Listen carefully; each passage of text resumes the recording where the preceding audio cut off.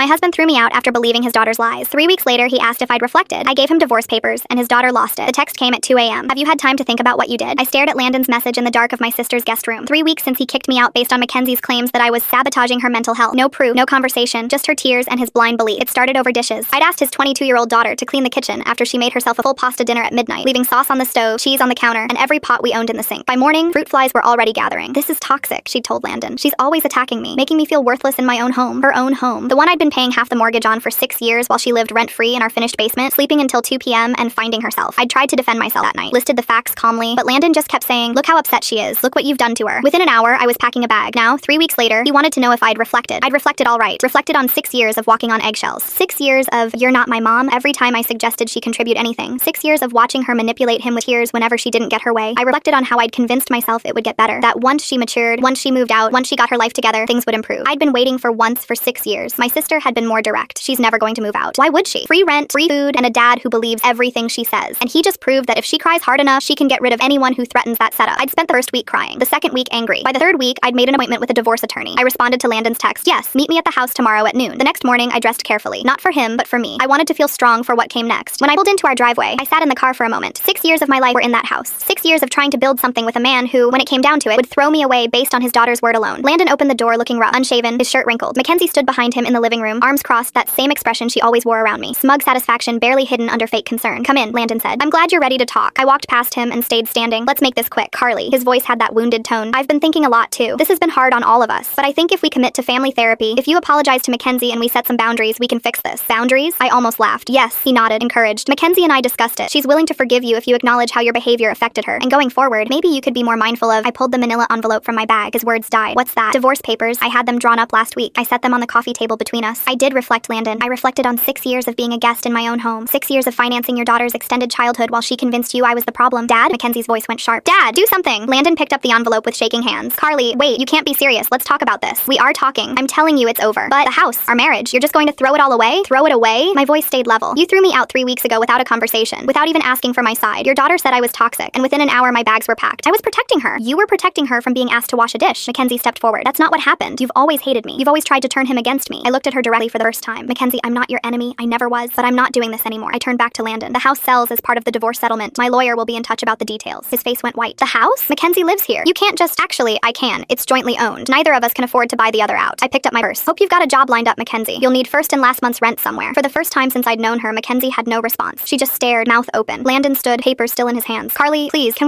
we talk about this? Really talk? You had 3 weeks to really talk. You sent a 2 a.m. text asking if I'd reflected. I walked toward the door. I waited 6 years for things to change. I'm done waiting.